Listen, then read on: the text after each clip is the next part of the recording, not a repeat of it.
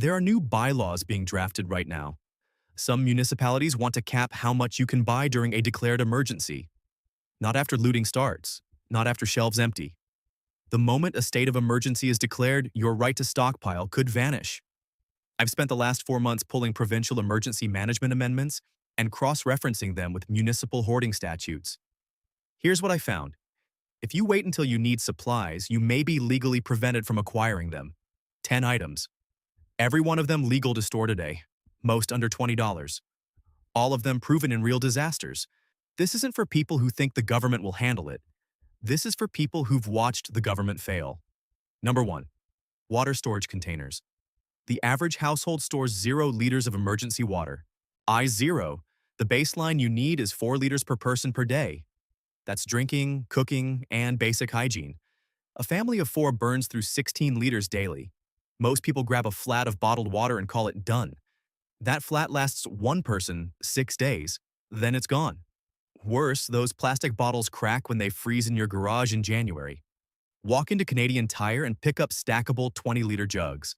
They run about $10 each. They're freeze-resistant. They don't degrade. You rotate them quarterly, and they last indefinitely. 2 jugs give one person 5 full days. $20 buys you 3 days of life for a family. Nothing else on this list has that ratio. Store it now. Number 2. Rice and dried lentils in bulk. Most people stock canned goods. Canned goods expire in 2 to 5 years. They're heavy, bulky, and calorie-poor for the space they take. White rice sealed in Mylar bags with oxygen absorbers lasts 25 years.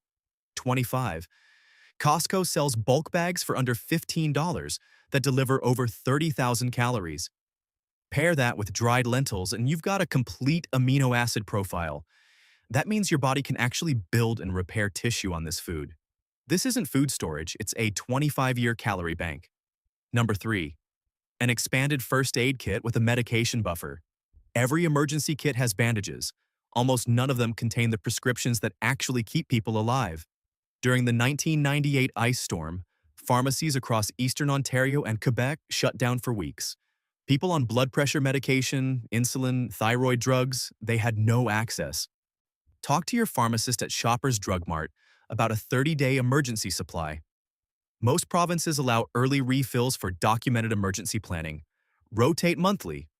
Use the oldest stock first. Bandages don't keep a diabetic alive. Insulin does.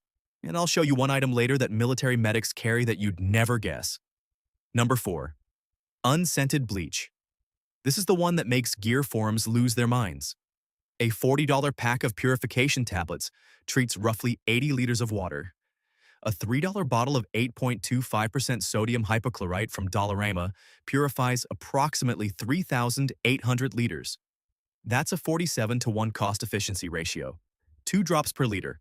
Wait 30 minutes. The chlorine destroys bacteria, viruses, and most protozoa through oxidation. During the 2018 Ottawa tornado, entire neighborhoods lost municipal water pressure. Boil water advisories went up across the region. In 2016, evacuees from Fort McMurray needed emergency purification at every staging point. $3, 3,800 liters. Do the math, store it now. Number 5. Firewood and a cold-rated sleeping bag. Most emergency kits are built for room temperature. That's fantasy. When the power goes out in January, your house drops below 10 degrees Celsius within hours. During the 2022 Ontario derecho, homes in Ottawa dropped to single-digit temperatures, and that happened in late May. In actual winter, you're looking at hypothermia conditions inside your own walls. Get a sleeping bag rated to minus 30 degrees Celsius. MEC and Cabela's Canada both carry them. You stack a cord of firewood if you have any kind of wood stove or fireplace. If you don't, that sleeping bag becomes the difference between discomfort and death. Heat isn't a comfort item. It's the first thing that kills you without it. There's a reason I saved the most controversial one for the middle. Number 6. Tampons and menstrual pads. This is the item nobody puts on a prep list. That silence is why I'm putting it here. Start with the obvious. Half the population needs these products, and shelves empty fast in any crisis. Now go deeper.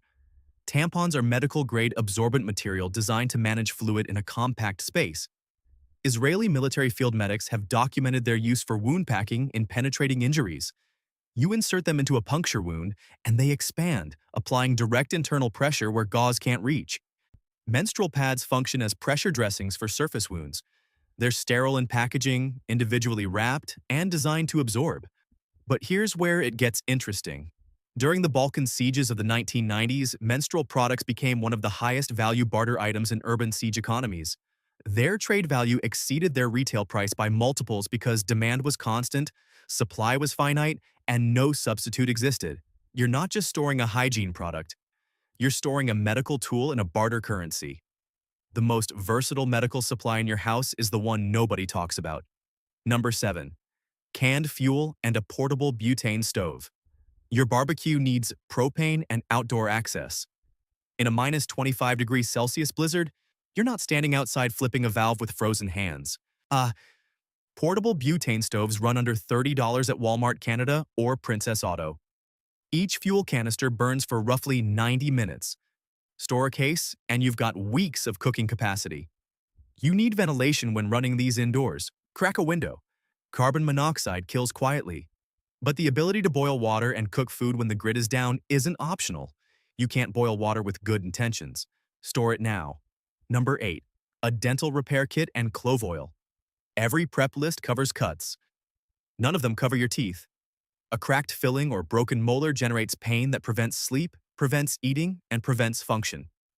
After Hurricane Maria, dental emergencies created secondary infections that led to total incapacitation in people who were otherwise healthy. A $12 temporary filling kit from Shoppers Drug Mart lets you cap exposed nerve endings and seal cracks. Clove oil contains eugenol, a natural analgesic that dentists have used since the 1800s. A few drops on a cotton ball pressed against the affected area provides hours of relief. A cracked molar with no dentist doesn't just hurt, it shuts you down. Number 9. A hand crank AM/FM radio. Your smartphone dies in hours. Cell towers fail when the grid does. During the 2003 Northeast blackout, battery-powered radios were the only reliable information source across Ontario. Environment Canada operates the Weather Radio Network, with dedicated broadcast frequencies covering major population centers and remote regions. A hand crank model requires no batteries and no power grid. You generate the electricity yourself. When the towers go dark, this is the last voice you'll hear. Number 10. Vegetable seed packets. Everything else on this list runs out eventually. Water gets consumed, rice gets eaten, bleach gets used. Seeds don't run out, they multiply. Cold, hardy varieties like kale, peas, carrots, and turnips grow in zones 3 through 5, which covers most of populated land. Pick them up from Home Hardware for about $15. During the Soviet collapse of 1991, small dacha garden plots produced 40 to 50% of total agricultural output. Regular people fed themselves because they had seeds in the ground before the system broke. A bag of seeds isn't a garden. It's an insurance policy that grows. Store it now. Here's what you've just built. 10 items, yet most under $20 each. Total investment under $200. Everything fits in a single closet. You now have water storage, water purification, caloric reserves for months, medical capability beyond basic first aid, the ability to survive without grid power in deep winter, cooking capacity independent of infrastructure, pain management without a pharmacy, communications without a cell network, and long-horizon food production capability. That's not a kit. That's a system. And every piece of it is legal to buy and store right now. That window may not stay open. You're not a hoarder. You're the person your neighbors come to when the power doesn't come back on. Drop your province below. Tell me which of these 10 you already have and which one surprised you.